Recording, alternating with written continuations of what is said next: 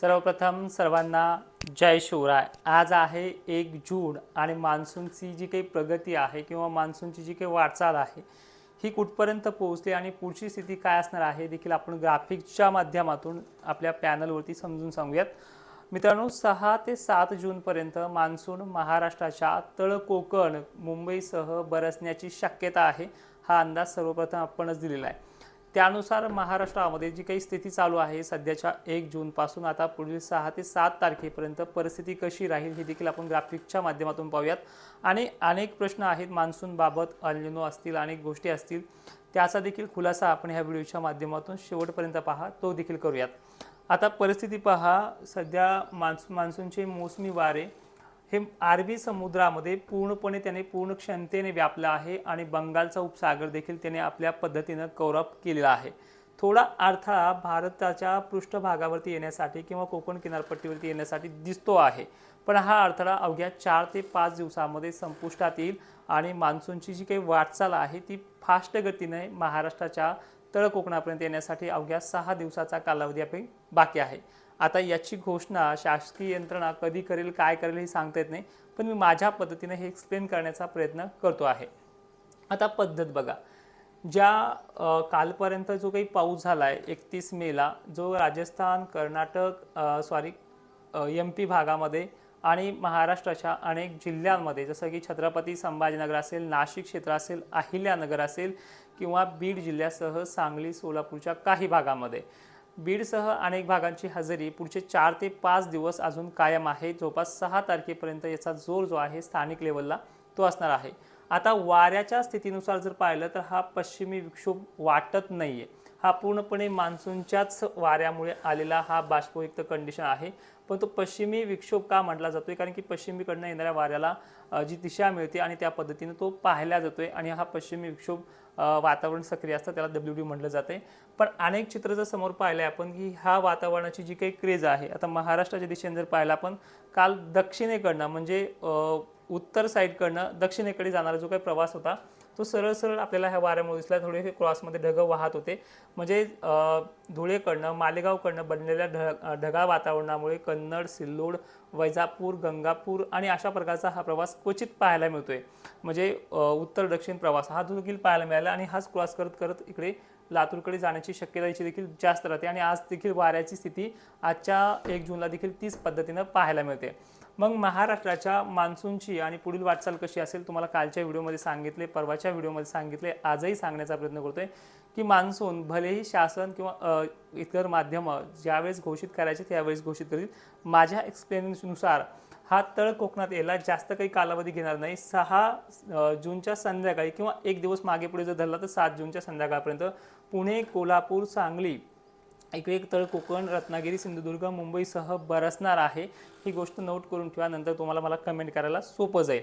त्याच पद्धतीनं मान्सूनची पुढची वाटचाल महाराष्ट्रामध्ये, मग आपण इतक्या लवकर सांगतोय की 7-8 जूनपर्यंत, 6-7 जूनपर्यंत मान्सून तळ कोकणात येईल, मग महाराष्ट्रामध्ये बरसायला किती कालावधी घेईल, तर हाच मुख्य प्रश्न आहे। मग जर आपण हा इतक्या लवकर सांगतोय तर मग 15-16 नंतरच पेरण्या का होतील, कारण हे महत्त्वाचं आहे। ज्यावेळेस मान्सून आलेला असतो, ज्यावेळेस मान्सूनची स्थिती स्थायिक रूपाची असते, तो कधी कधी मुंबई तळ कोकण किनारपट्टी सुद्धा अनेक कारणांनुसार तो 4 ते 5 दिवस तर कधी कधी 6 दिवस सुद्धा सोडत नाहीये।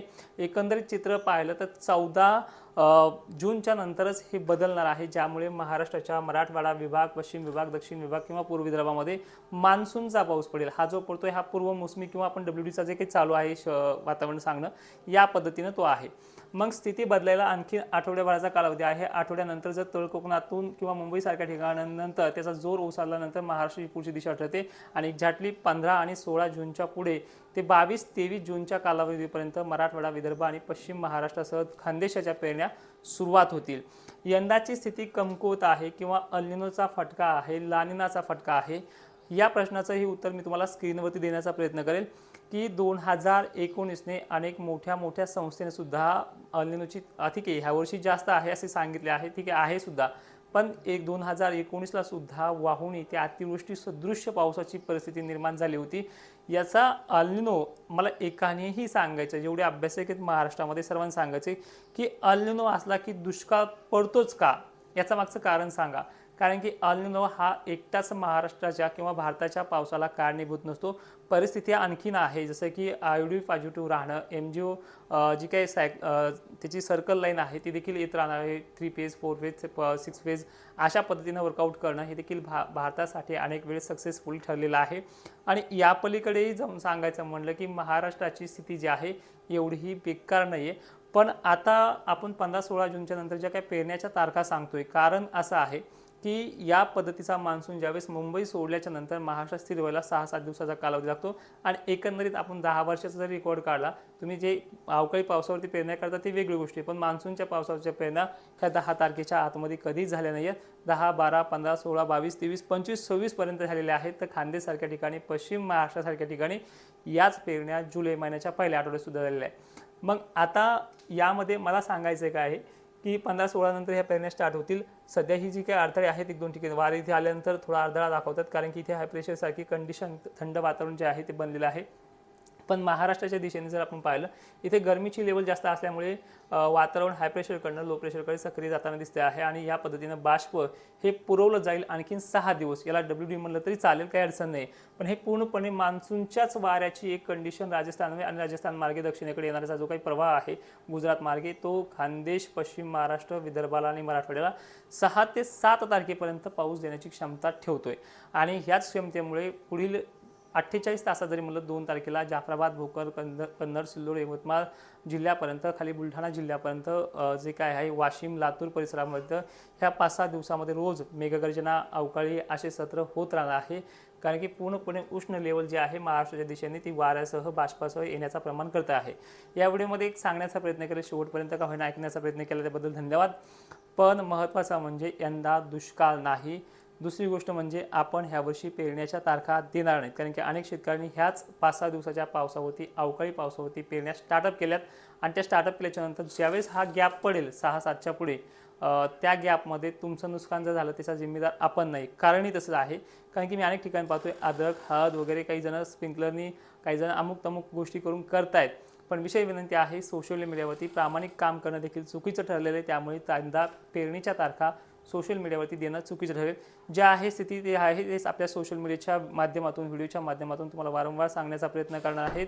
येत्या 48 तासामध्ये खानदेश, विदर्भ, मराठवाडा आणि पश्चिम महाराष्ट्रामध्ये पाऊस होत राहील. आज वारे जास्त असल्यामुळे काही ठिकाणी स्थानिक लेवलला काम करेल. 12-1 वाजेपर्यंत ढगाळ वातावरण सुरू होईल. आणि उद्या 2 तारखेपासून तर 4, 5, 6, 7ला सुद्धा सांगली, सोलापूर, कोल्हापूरसह अनेक भागांचा जोर वाढेल. यामध्ये व्याप्ती 20-25 आहे, पण अनेक ठिकाणी जसं काल वळणं भरलेत काही काही ठिकाणी, तर त्यामध्ये आणखीन वाढ होत जाईल. आणि गुड न्यूज अशी आहे की 5-6 पर्यंत अनेक भागांना हा पाणी झाल्याशिवाय राहणार नाही आहे. आणि तिथून पुढे मान्सूनची स्थिती वाढेल. यामध्ये काय समजलं किंवा नाही समजलं कमेंट बॉक्समध्ये आवर्जून कळवा. पुढचा व्हिडिओ कुठल्या टॉपिकवरती बनवायचा ते देखील सांगण्याचा प्रयत्न करा. जय शिवराय.